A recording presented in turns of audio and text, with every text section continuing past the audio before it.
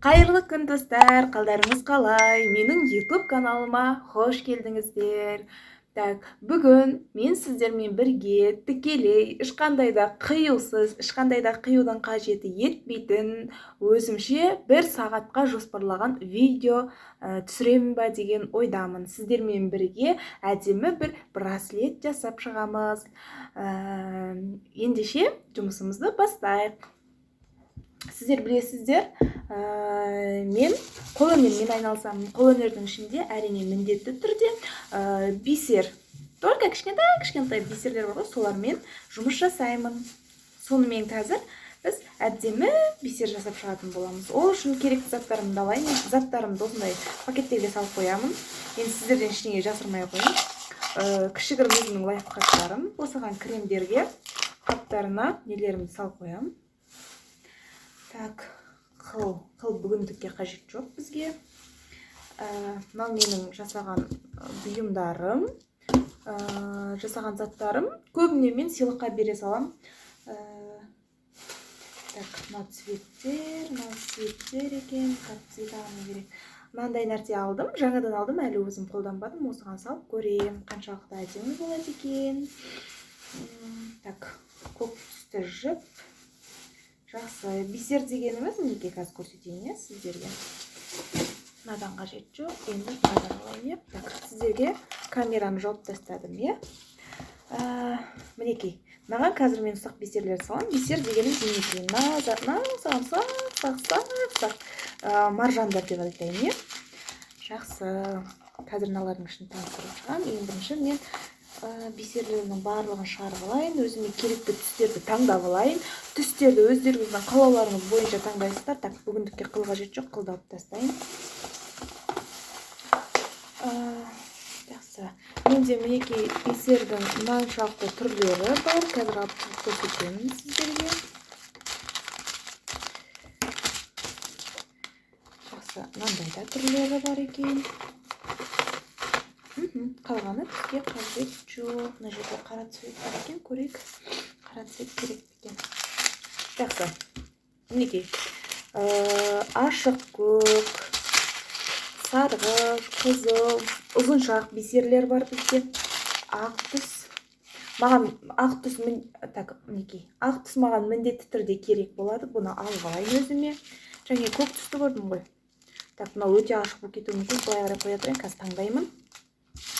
Мынандай көк түс бар екен, мүмкін мына көк түсті, немесе мына көк түсті таңдайтын боламын. Қазір түстердің сәйкестігін комментарийға жаза кетіңіздер, Так, розовый түс қажет жоқ маған. Ақ түсті менде, мынау не, екеуінің айырмашылығын қарасаңыздар, мынау менде домалақ ақ түс, ал мынау менде төртбұрыш қиылған ақ түс. Мен домалағын пайдаланамын, себебі мынау маған ыңғайлы әдемі көрсетеді. Так, мынандай түс бар екен, түстерді көбін айыра алмаймын, мынандай түс бар екен, қою қызыл, мынандай түс бар екен, жасыл, мынандай көк, мына көкті пайдаланбаймын мен. Жоқ, пайдаланбаймын. Қойыншы. Мынаны пайдаланбай. Сары цвет маған міндетті түрде керек қазір. Менде қызыл цвет жоқ па? Вот қызыл түсім екен ғой. Қызыл мінекей. Осы түстерді пайдаланам. Қалған керек жоқ түстерімді жинап қояйын. Жақсы. Ақ түсті таңдап алдым. Қызыл түсімді таңдап алдым. Сары түсімді таңдап алдым.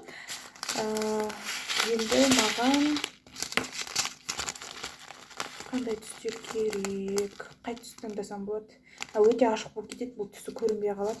Сондықтан мен түсі яркий цвет таңдайыншы. Прям көзге ұрып тұратын цветті таңдайын. Мінекей осы цветті таңдадым. Сосын маған көп емес, аз ғана қара түс керек. Қара түстің ұқсаған пакетикті ағылсын таппадым. Так, мынаны бүйтіп көтеріңкі қояйын, сіздерге көріну үшін.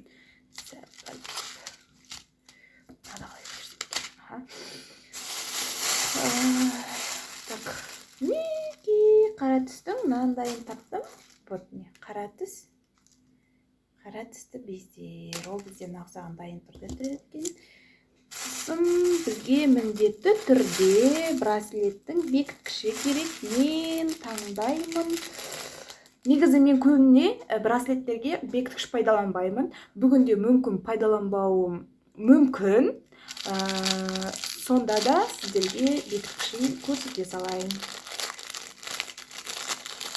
Қандай пайдалансам болады?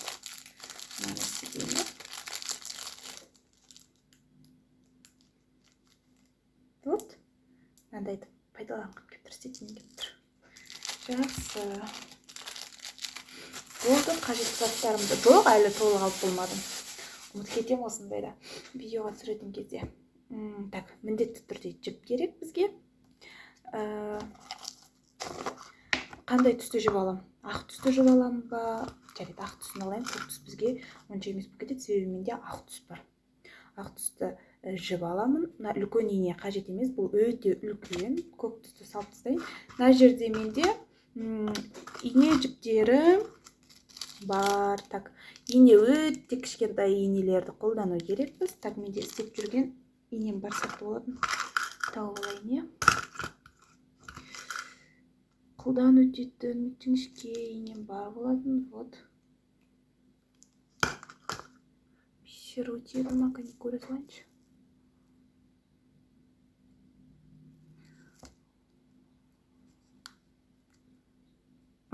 Надан өтпейді. Но онда үлкен бисер деген сөз. Ладно, оны істеп отырғанға уақыт жоғалтпай қойын. Мына инемді сала салайын. Так, ақ жіпті алдым. Көк түсті сала салайын. Мынадан бір ине ала салайын.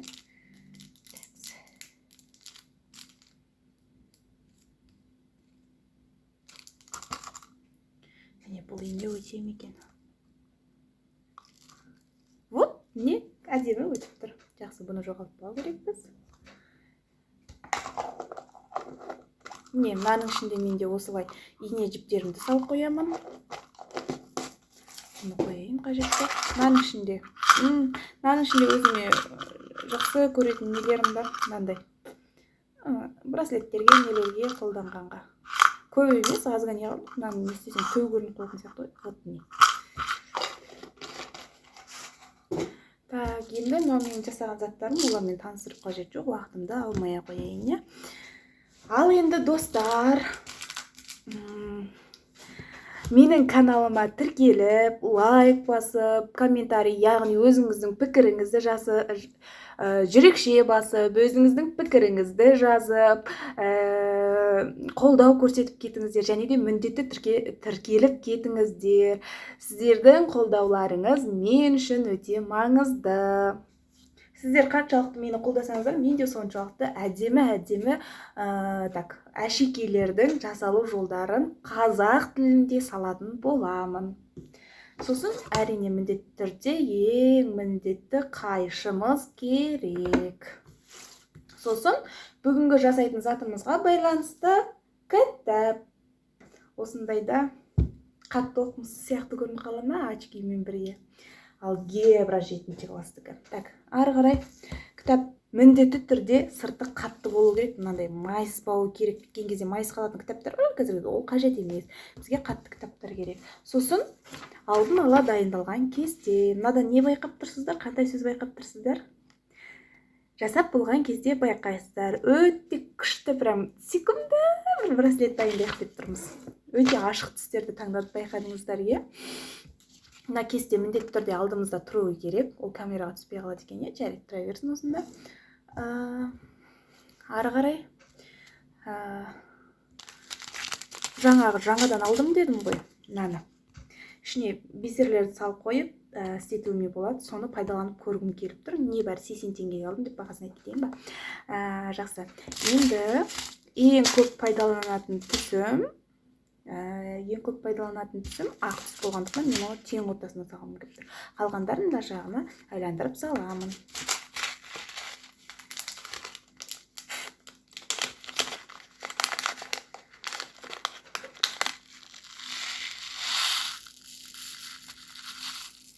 Вот. Әзірге қойын. Мында бір цвет түскет. Қызылды салайын. Негізі өзім көк түсті жақсы көрем. мынаны да міне ашық көк қылдым. Мынау енді қандай түс? Жасылға да жатады, кейбіреу жасыл дейді, кейбіреу көк дейді, білмеймін. Басқа цвет болмады мынадан басқа. Қызыл түсті салып қойдым. Көк түсті салайын.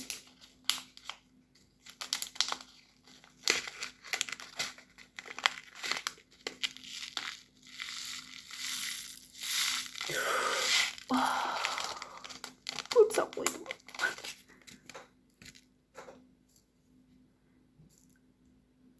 Бұл менің негізінде хоббиім. Мен бұндаймен көп айланыспаймын. Бұл жай ғана хоббиім. Өте қатты жақсы көремін полиомерді.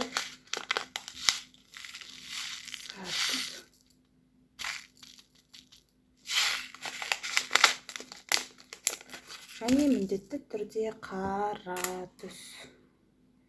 Қара түсті қазір үзуіме тура келеді.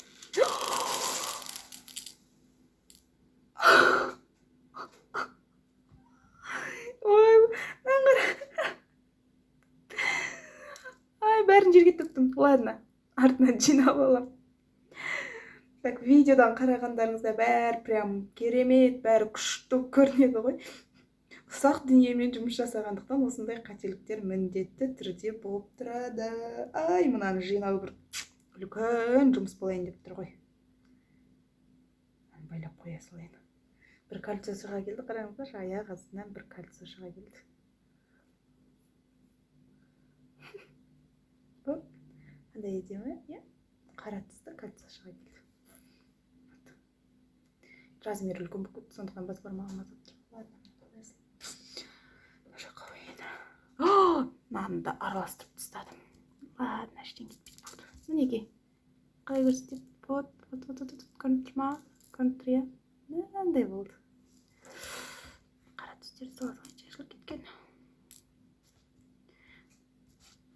Так, сонда маған жалпы 1, 2, 3, 4, 5 түс қажет екен. Ең көп қолданылатын түсім ақ түс, ең аз қолданылатын түс менде қара түс. Қара түстен ұзаса 1, 3, 4, 5, 6, 7. 7 штук не керек. Енді келесі жұмысымыз. Так, енемді алып қайда қояйын? Мұнда қоя тұрайын. Түс кетпесе ішіне. Сосын жібімізді аламыз. Жіпті алып кітабымыздан айландырып өтеміз.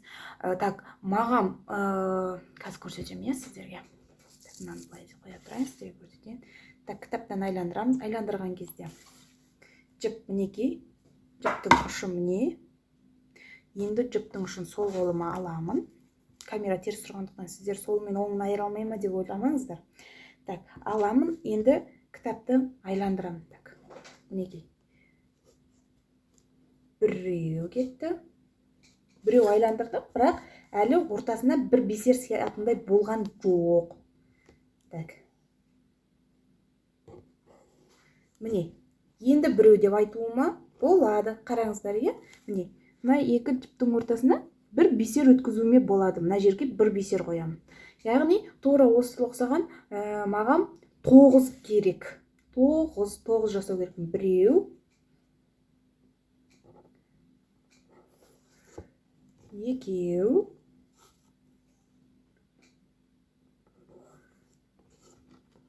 үшеу,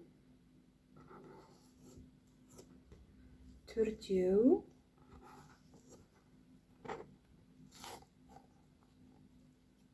бесеу, алтау, жетеу, 8 және 9 мына жерден аяқтамайсыздар, ары қарай мына жағынан былайынан шарасыздар. Мына жағындағы шығып тұрғаны ұзынырақ болғаны өзімізге тиімді. Мінекей, қиып аламыз. Міне, мынандай шықты, иә? Жақсы. Енді жібіммен жерге түсіп тұр, енді мен сіздер алайын, иә? Жақсы. Жібімді аламын да енді инемнен өткізіп алайын.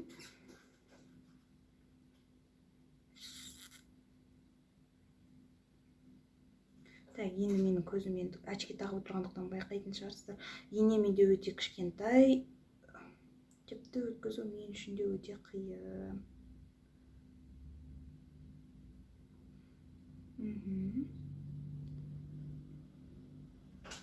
Жақсы, өткізіп алдым. Өте қатты ұзын алсаңыздар жіптеріңіз түйіншектеліп қалуы мүмкін. Сондықтан өте қатты сіздер ұзын алмай қойыңыздар. Жалғау жолында үйрететін боламын, оған арнайы бір видео түсіремін.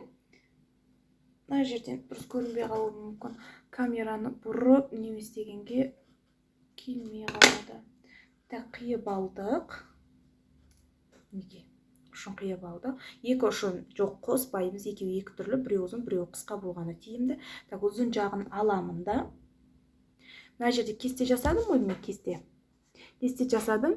Енді маған жоғарғы жақ болып тұрған мынау, енді осы жоғарғы жағындағы, ең жоғарғы жағындағы аламын да жібімнің ұшын байлаймын. Ұзын жақ ұшы дедім ғой, жаңа соны аламын, кіргіземін и осыны осы жерге бекітіп байлаймын. Түйіншектеп.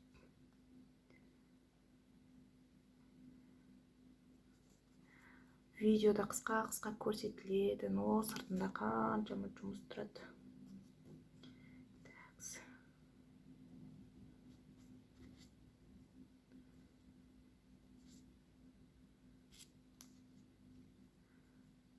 Өзім көп байлағанды жақсы көремін.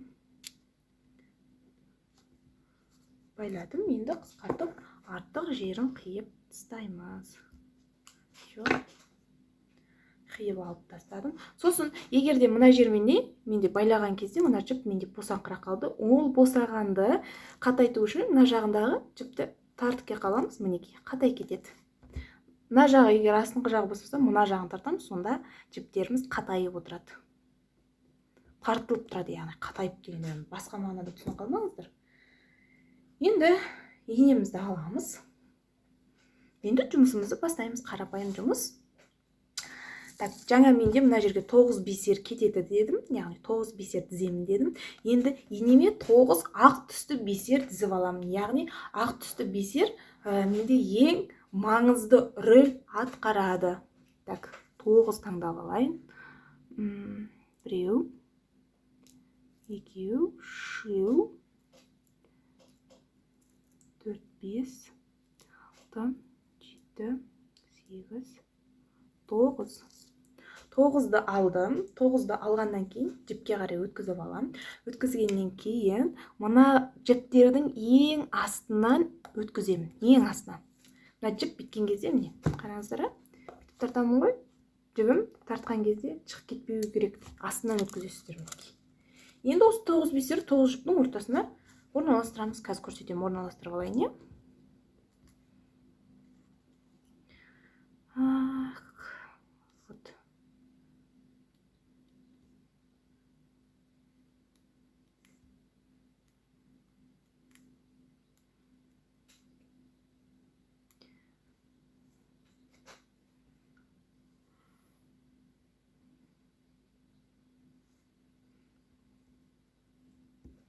Мінекей, 9-ы 9-ның ортасында орналасқан. Так, енді өткізу үшін жаңағы тұрған жіптеріміз, 9 жіпіміз астында қалып, бисердің ортасынан өткіземіз. Ортасынан өткізгенде ана жіптеріміз астында қалуы керек.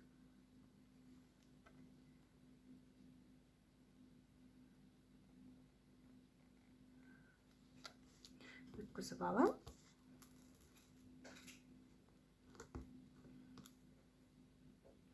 Неке, өткіздім. Өткізген кезде мынандай болды. Тартылып тұр, менде әр жағына. Мына жақтары жуан-жуан болып тұр. Ендеше бұл жақтарын ақырындап бүйтіп жақындатып қоямын. Мына жағында жақындатамын. Не бүйтіп? Себебі қиын болып кетеді, маған жұмыс жасағанға айтпесе жақындатпасам. Вот, жақындатып алдым. Неке. Мынаны түзелеп қоямыз. Неке. Вот, ары қарай енді жұмысымды тура осылай жалғастыра беремін. Енді осылай өткіземін деп түсіндірмей қояйын. Тек қандай бисерлерді алғандығымды айтып отырайын сіздермен. Енемді алам.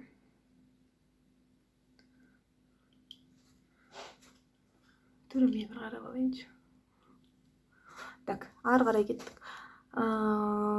Тағы да 9 бисер аламын. Ақ түстен мен ұзағырақ қып дізіп алайын, бір 5-6 қып дізіп алайын, 5-6 рет қайталаймын жұмысымды. 9 рет ақ алып.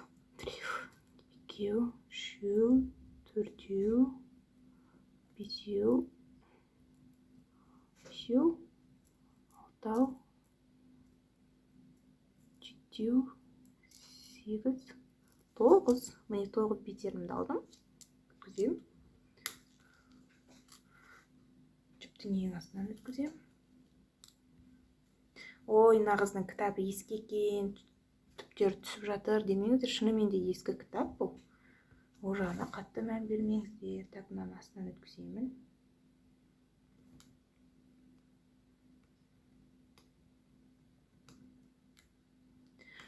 Мен нақсап басып тұрмын, себебі мен мына жерін мына жағын басып отырмасам, ана жіптер үстіне қарай шығып кетеді де иненің. Маған ыңғайсыз болып қалады, сондықтан бүйтіп басып отырмын, көрсетпей отыр демеңіздер. Так.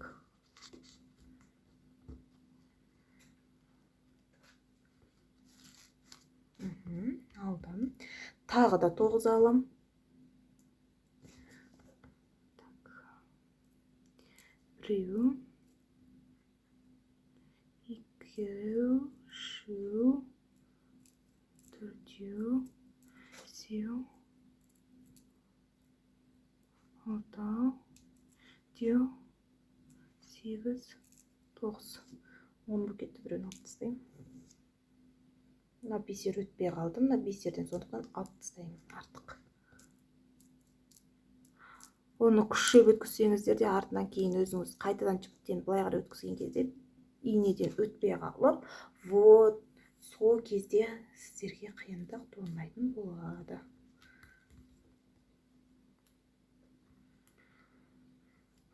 Ендігілермен жұмыс жасау оңай, өз орындарында тұра қалады.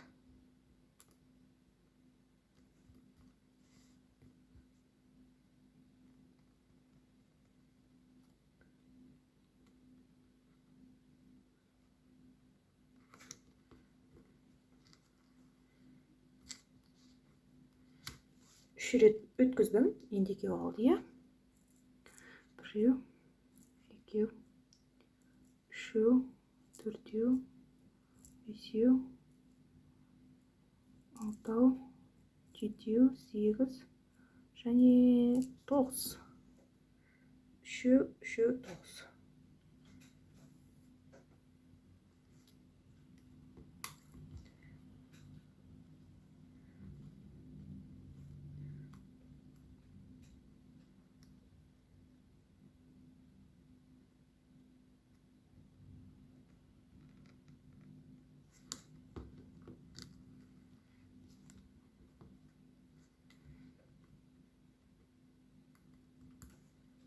Тоғыз.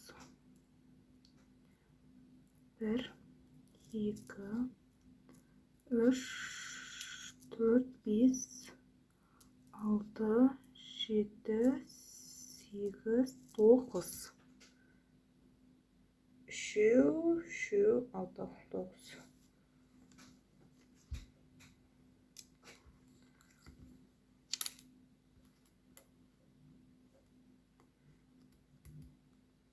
Ең соңғысын жасап жатырмын. Ең соңғысы болғанда соңғысы емес, ақтардан. Енді түстерді енгіземіз. Ең бірінші көк түспен жұмыс жасаймыз. Және байқадыңыздар ма дедім ғой, мен мына қағаздан. Мына қағаздан good деген ағылшынша сөз шығады. Тура сол әріптерді қазір мына кішкентай бисерлермен жазып шығатын боламыз. Мына G деген әріпіміз бізде G ғой негізінде, good деп айтылғанда G ғой. Сонымызды көк түспен, O әріпін қызыл түспен, қызыл деп жазбадым ғой, иә? Мына смайлик O әрпі бар, екінші O смайлик қой ол бізде. Оны сыртын сары түспен, міне қарамен істеліп тұр ғой, олар міне қара түстен өзі бары жоғы жетеу керек дедім ба? Сол. И ең соңғысын қай түсті алдым? Ең соңғысына түс алмай қойдым ғой мен. Қазір бір түсті таңдай саламыз. Мен қызыл түсті алдым, анаған көк түсін алып, қазір таңдай саламыз, бірге отырып. Ондай қателік болып тұрады. Так, енді Ж деген, Г деген әріпті жазу үшін ең бірінші 2 ақ түсті алады екенбіз. Мен кестеге қараймын қазір, мен жатқа білмеймін. 2 ақ түс, содан кейін 1, 2, 3, 4, 5. 5 көк түс алады екенбіз. Біреу, екеу, үшеу, төртеу, 5 көк түс алдым. Біреу артып тұстай салайын. Сосын тағы да 2 ақ түс аламын. Біреу, екеу. Мінеке. 2 ақ түс, 3, 5 көк түс, 2 ақ түсті өткіземін. Тура жаңағы әрекет. Астынан өткізіп, одан кейін үстіне өткіземін.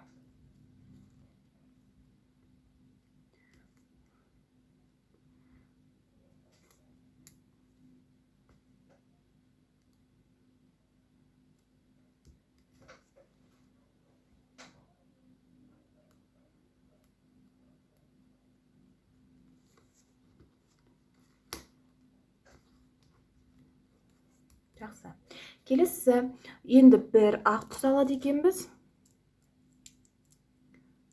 Үлкендеу алайыншы. Томпақ болып тұратын. Сема болып көрініп тұратын.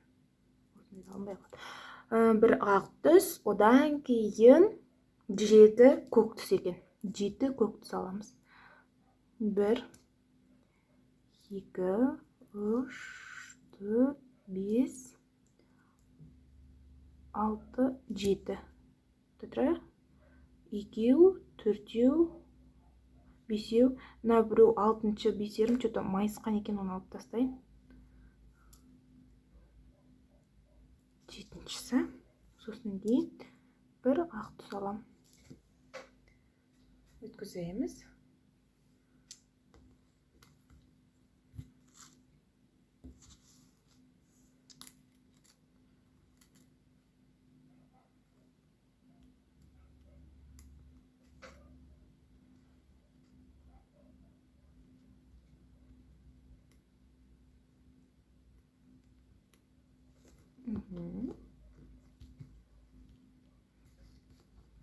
Мен көрсетпей қойып, не, мынандай болып келе жатыр.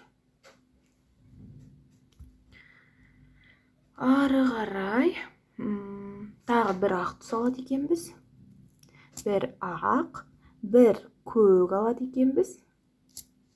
Содан кейін 1, 2, 3, 4, 5. 5 ақ. 1,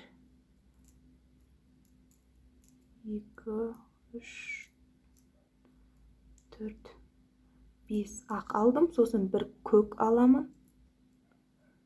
1 көк. Одан кейін 1 ақ алам. Өткіземін.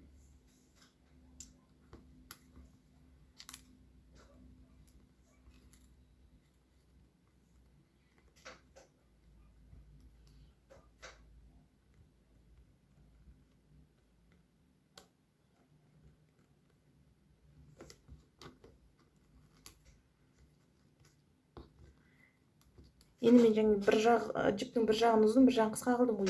Мына жері міне тая қалды, оны сәл тартыңқырап қысқартып алайын тағы да. Все.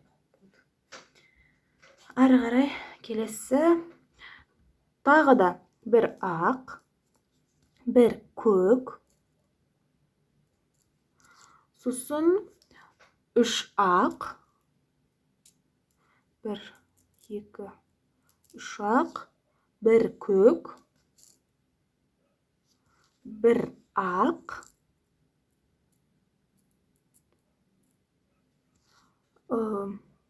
Мына өтпей қалды.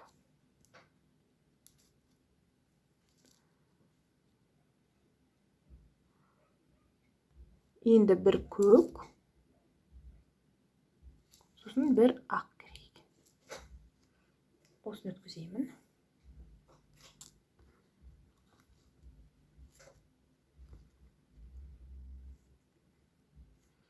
Секунда, браслет дайындап жатырмыз. Білезік қазақша. ойбай, орысша сөйлегеніңе браслет деп ұрыспаңыздар.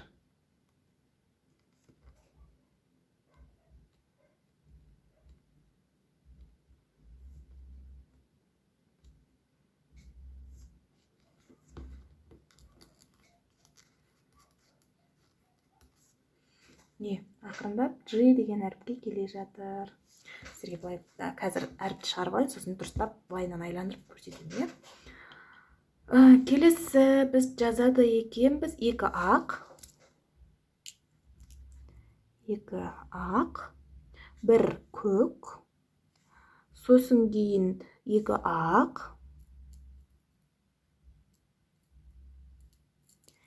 ақтан кейін екі көк,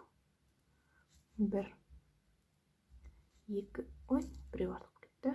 Екі көктен кейін бір ақ. Жоқ, екі ақ, екі түсті ақ. Екі түсті емес, екі ақ түс. Сөздерінің орны ауысса да кәдімгідей өзгертіп жібереді, мына өтпей қалды.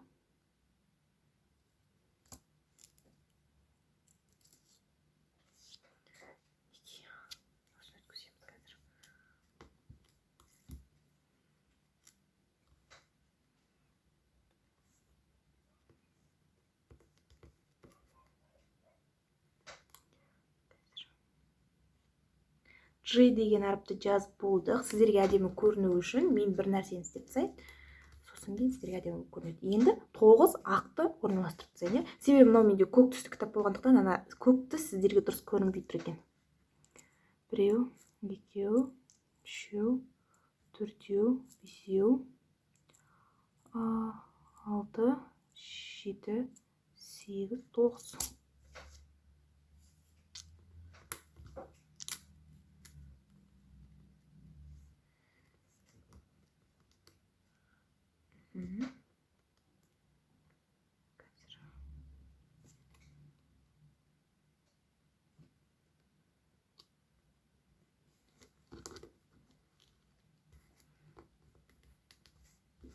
Мінекей. G деген әрібімізді жаздық. Мынаны экранды тұнтып жіберейін бе? Мінекей. G, G деген әріпті жаздық.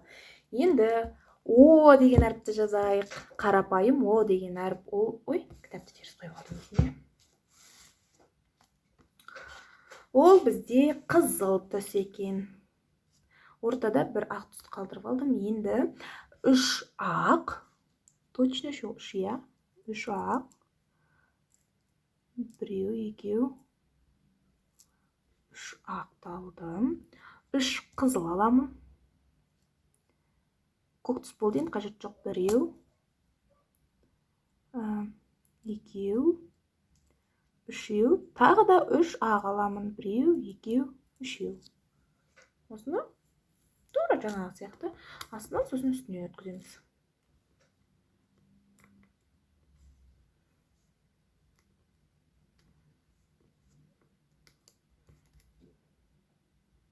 O деген әріп жазамыз.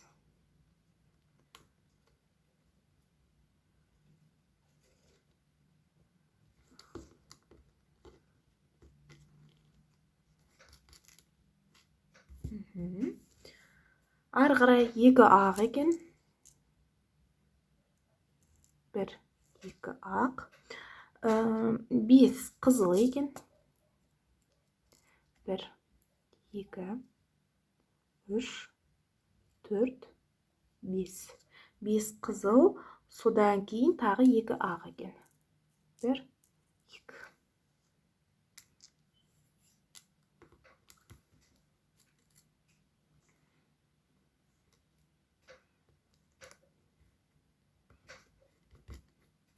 Бисерлердің размері әртүрлі, біреу ұзын, біреу қысқа. Сондықтан дұрыс болмай жатыр екен. Ештеңе етпейді, қатты маңызды емес. Жібімді тартып алайын.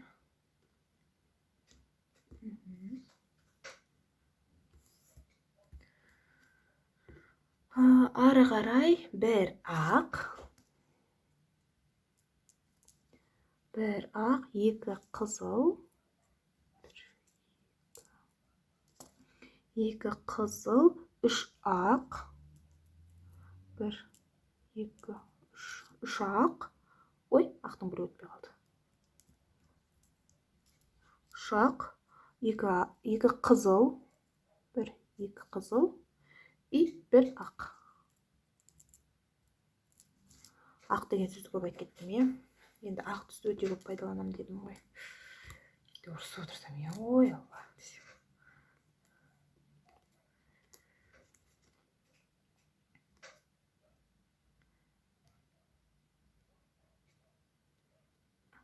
Так, өткіздік.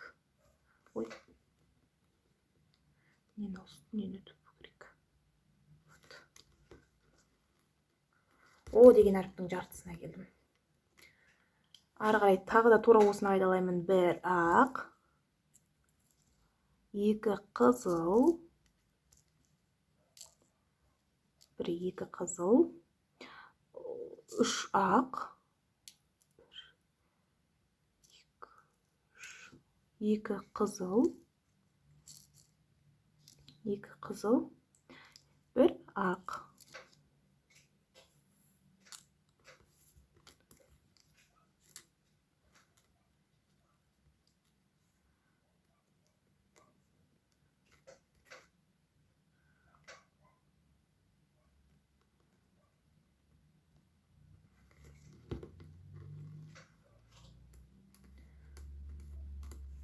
Так, ары қарай екі ақ.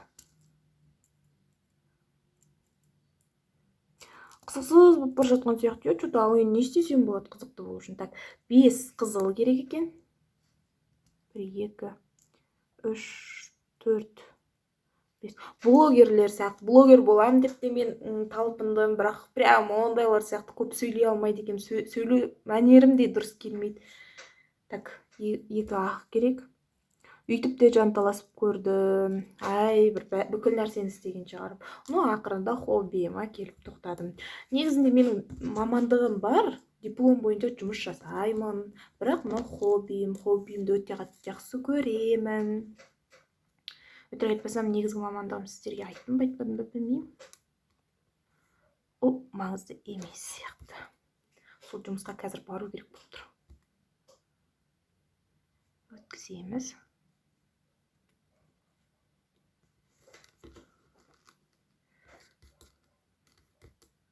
YouTube каналын, өздеріңіздің хоббиларыңызды дамытуларыңызға болады.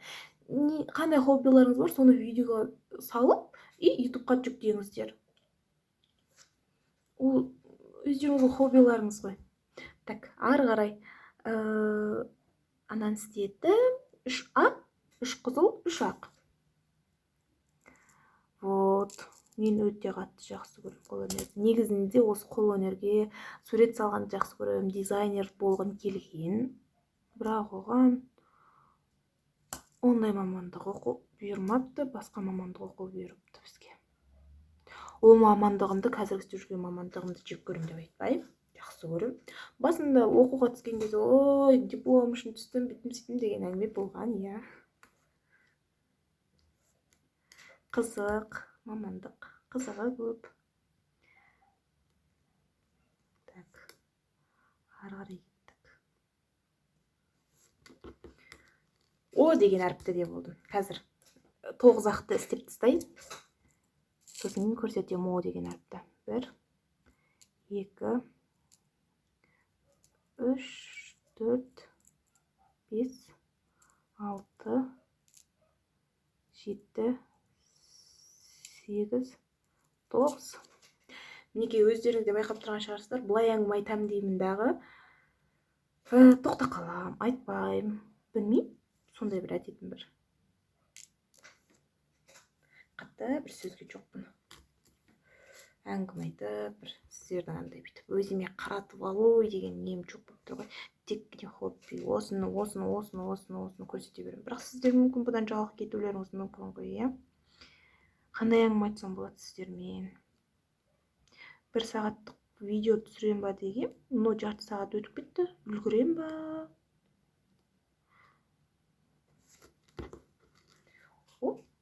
деген әріпті болды. Енді келесі екінші о деген әріпті смайлик ретінде жазамын. Сондықтан маған сары түс қажет. Сары мен ортасында көзі мен ерніне қара түс керек болады. Так, бастайық. Тура жаңағы сияқты 3 ақ, 3 сары, 3 ақ керек екен. 1 2 қоялым, не қалмай қалды. 3 1 2 3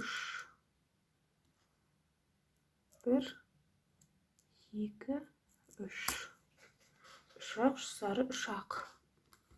Өткізіп алайық. Так, мен жүгімнің еске қаптауы тартайын.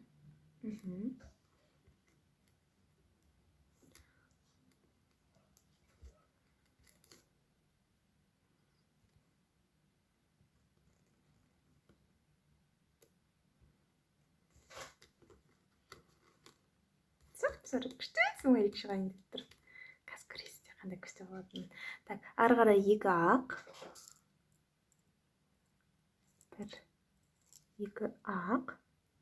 3 сары.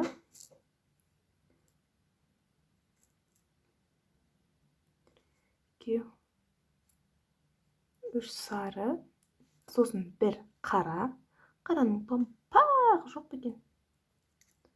1 қара. 1 сары.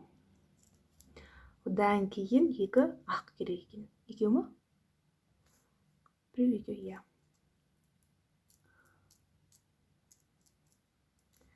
Біреу екеу.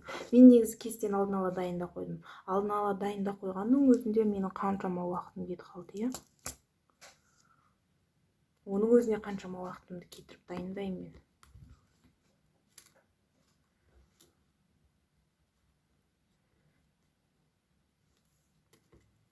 Так, достар, менің YouTube каналыма тіркеліп, қалай болып жатыр, сонымен комментарийда бөлісіп, пікір қалдырып отырыңыздар, бостан босқа отырмай деп.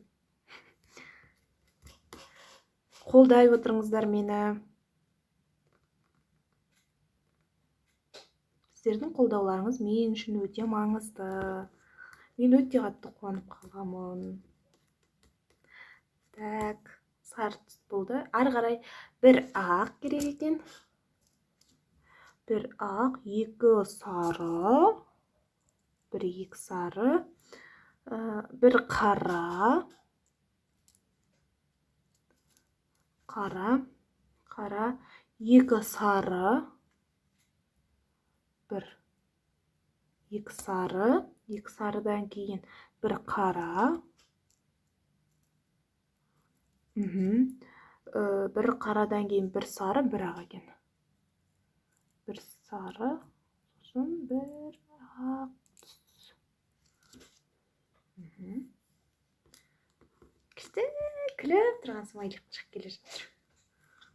Қазір көрсетемін сіздерге.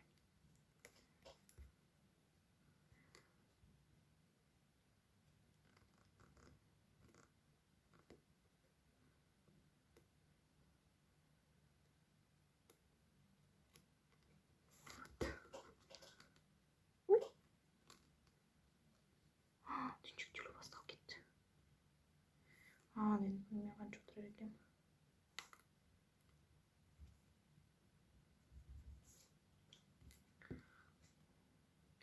Өстіп қырсығып кейде түйіншектеу қалып өтіп. Әдемі видео түсіріп келе жатқан кезде. Сосын оны қайта бастау керек болады.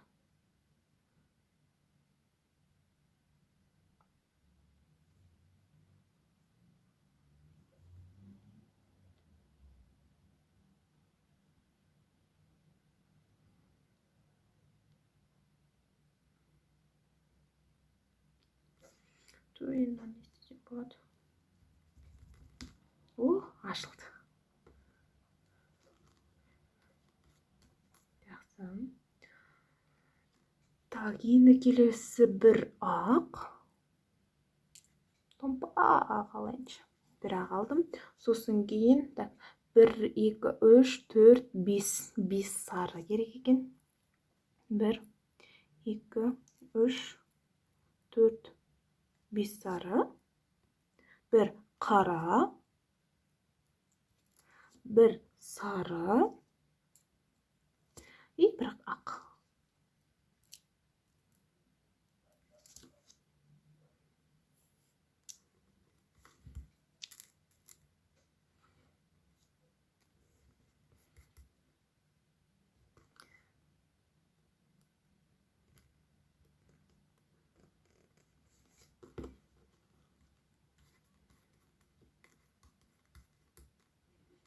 Тағы ары қарай. Бірақ 2 сары.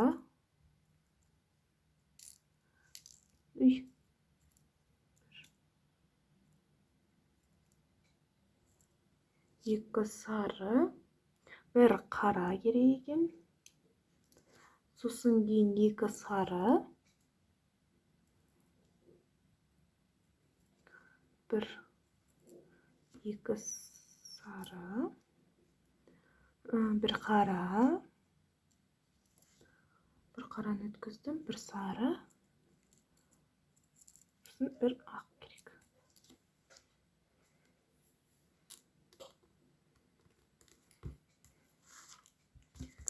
Қазір көрсетемін сіздерге. Менімен бірге жасаңыздар, заттарыңызды дайындап алып, асықпай, әңгіме айтып, осылайынан.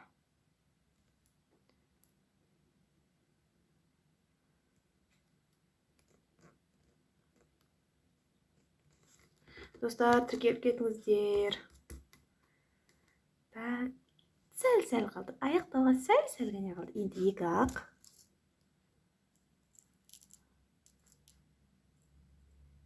2 ақ. 3 сары. 2. 3 сары. 1 қара. 1 сары. 2 ақ.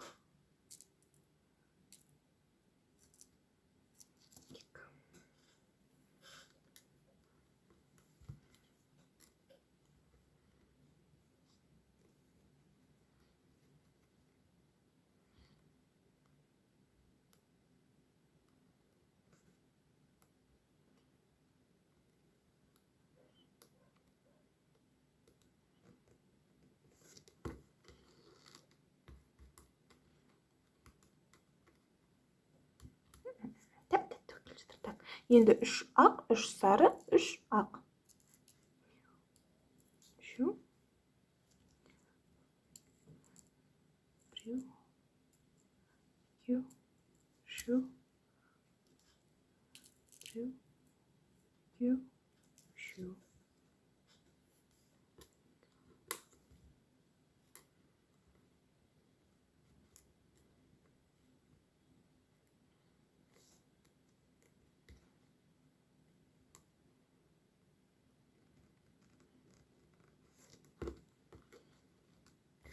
Енді 9 ағымды өткізіп алайын.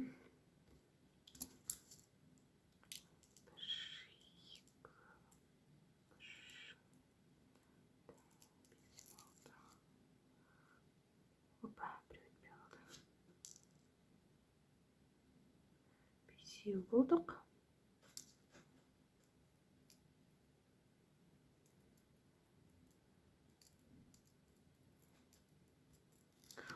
Алтау. 7, 8.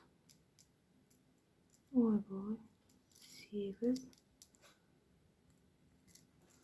9. 9 жетпей қалды.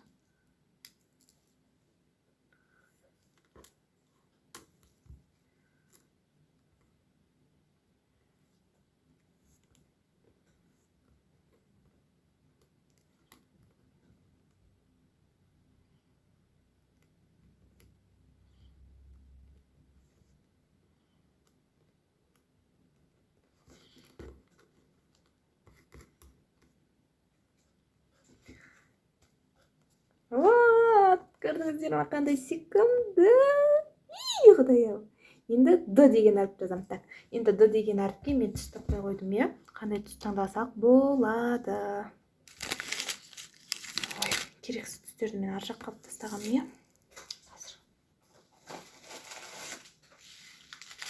Мынау қажет жоқ, істеттік, мынаны істеттік. Мына түсті істетейін ба? Көк сарыны. Сұр біртүрлі көрінетін сияқты, мына цвет біртүрлі көрінетін сияқты. Жасыл түс қалай? Мынау көрінбей қалатын сияқты.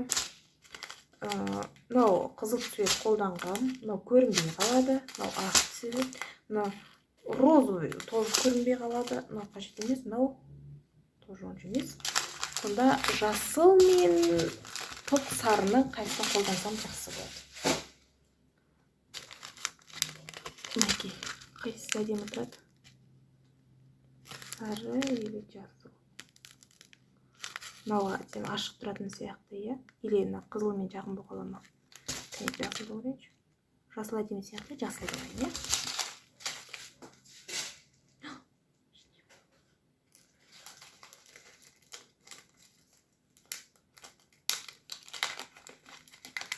Мына қай жеріне салам, мына реттелмей алыпты ғой. Сендер мына жаққа қалыңдар.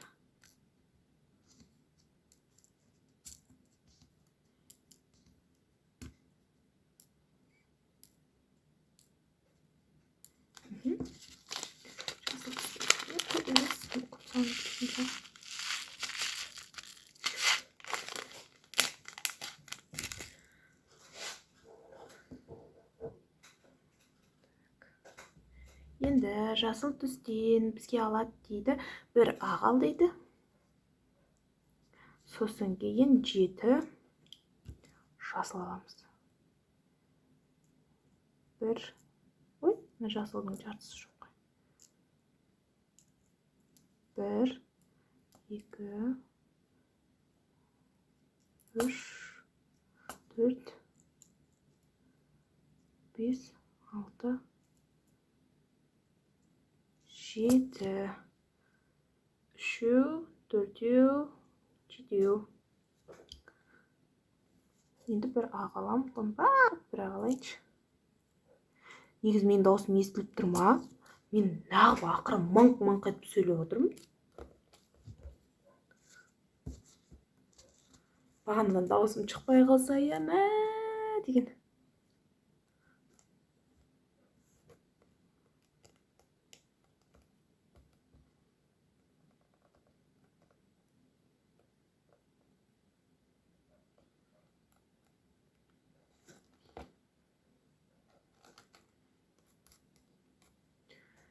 Так, алдым. Енді бір ақ дейді. Бір ақ, 2 жасыл.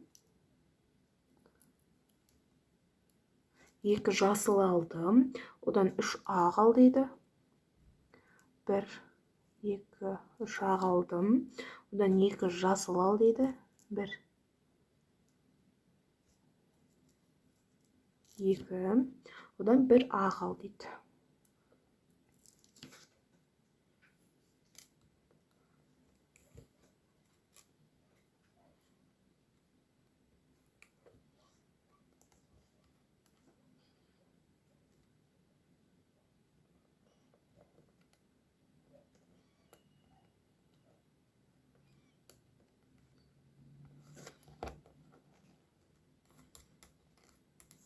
Таяп қалдым, сәл қалды. Тура осыны тағы бір рет қайталап жіберейік. Так, бір ақ, 2 жасыл, 3 ақ, 1, 2, 3 ақ, одан кейін 2 жасыл, 1, 2, одан кейін 1 ақ.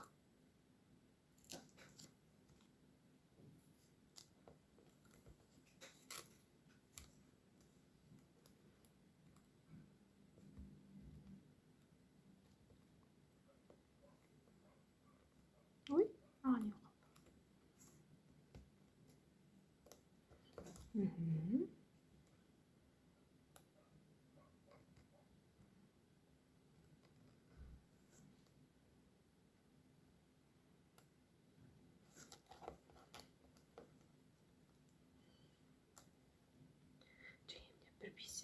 бір бисер жаңа әрең өткен, енді мына жерде қыстырылып әрең өтті. Енді 2 ақ дейді.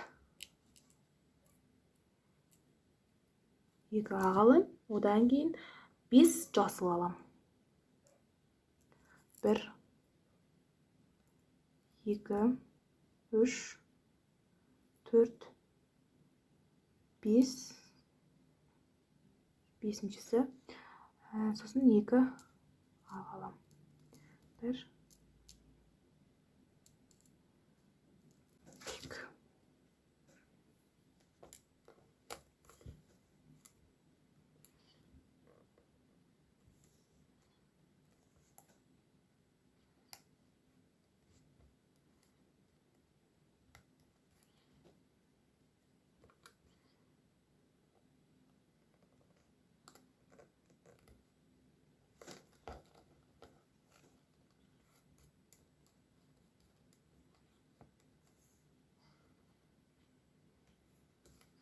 Жақсы, Д әрпін бітірдім. Енді ақ алайын.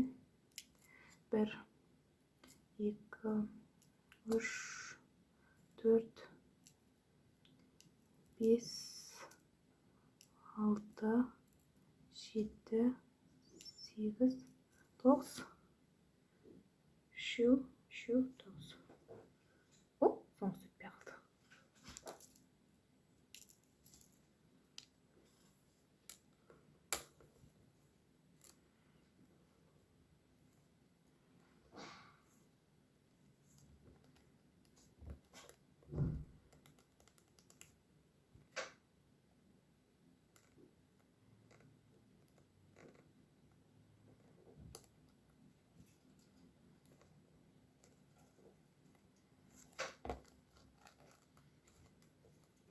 Д деген әріпті көрсетейін. Мінекей, good деп шықты. Күшті болды, иә? Шынымен де жақсы болды, иә? Good.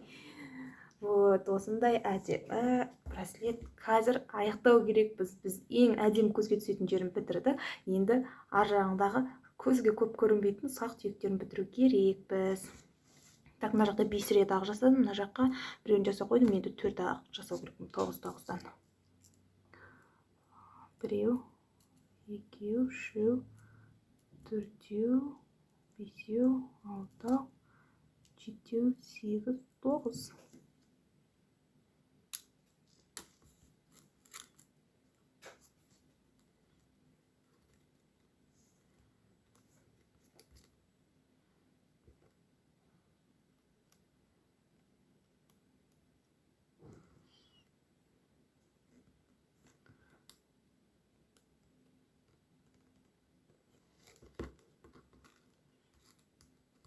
Жақсы, 1, 2 кетті. 3 қалды. 1, 2, 3, 4,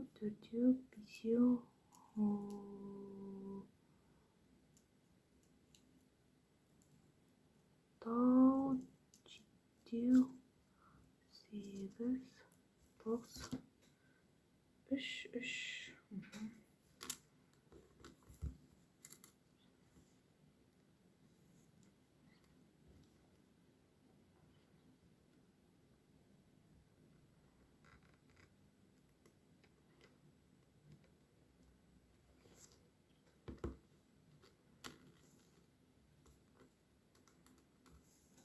Так, енді тағы да 9. 1, 2, 3, 4, 5, 6, 7, 8, 9.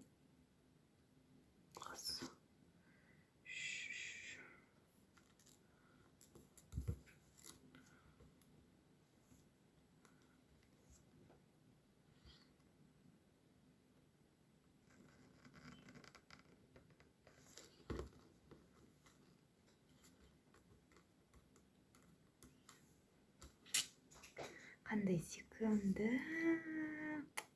Прям әдемі болып тұршы. Так, 4. 1, 2, 3, 4. Ойбай. 4, 5, 6, 7, 8, 9.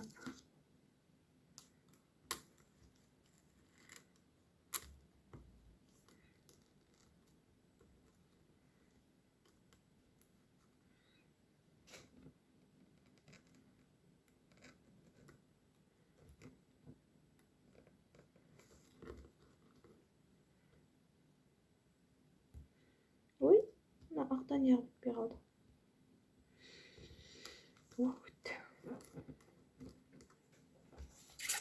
Мінекей. Енді шет жағын ақырындап бүйтіп сүйірлетіп кішірейту керекпіз. Яғни 2 бисерден алып тастау керекпіз. Енді 9-дан 2-ні алып тастам, 7 бисер өткізу керекпін. 7 ақ түсті бисер. Так, 1, 2, 3, 4, 5, 6, 7. 7 өткіздім.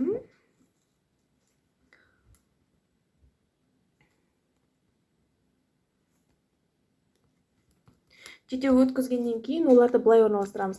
Үстіндегі және астындағы бір жіптер қалдырамыз да ортасына орналастырамыз. Сосын өткізе саламыз, ешқандай қиындығы жоқ. Тартамыз, болды. Әрі қарай енді одан 7-ден 2-ні алсақ 5 болады. 5 бисер өткіземін. Так, 1, 2, 3, 4, 5. 5 бисер өткіземін.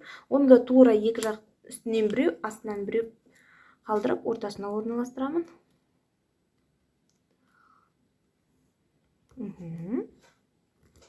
Енді тартамыз.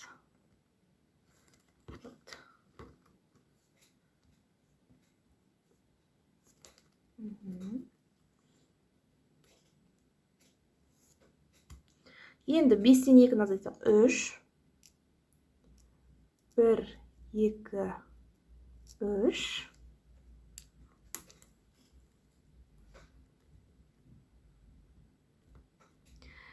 Енді түсініксіз болса, бұған арнайы бір видео түсіруім мүмкін алдағы уақытта. Сондықтан менің каналыма тіркеліп қойыңыздар. Алдағы уақытта видео түсірем. Сол видеодан мына жерін қалай жасағанымды көріп алуларыңызға болады.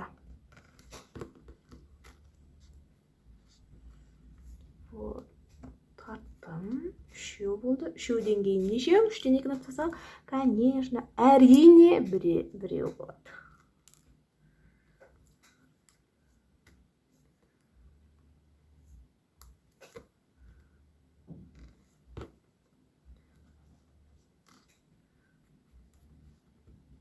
Біреуден тағы бір өткізіп жіберейінші. Неті болып қалады екен, айтпейсе.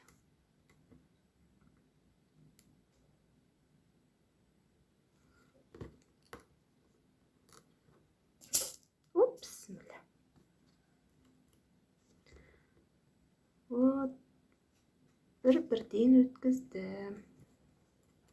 Қазір көрсетем қалай болған. Тағы да бір рет неместеп жіберейін.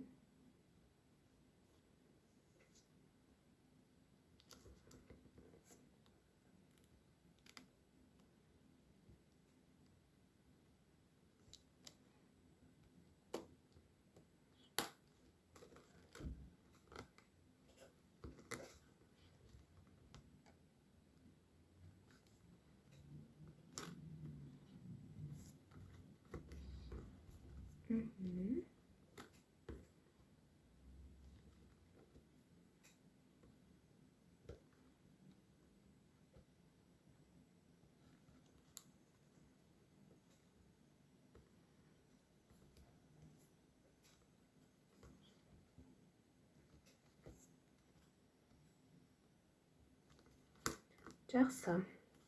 Браслетіміздің екінші нәрі бекітетін қалай орналастыруға болады екен? Қандай екен? Өзім негізі бірінші көріп тұрмын. Так, мынаны қай жерге қалай орналастырамыз? Мынаны былай орналастырамыз. Мынаны мына жеріне. Вот, мына жерден тігеді екен бізге. Жақсы. бұны шығарып алғаннан кейін орналастыра салуыма болады екен. Түйіншектеп байлай салайын.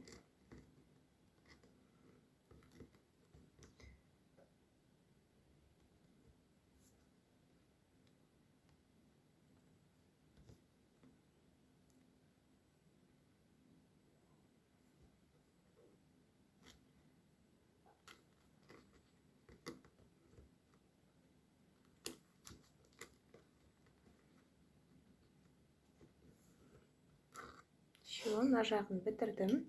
Қазір көрсетейін. Неге? Мына жақ шетін бітірдім. Мен мына жақ шетін бітіремін. Ол үшін кітапты осылай қоямын.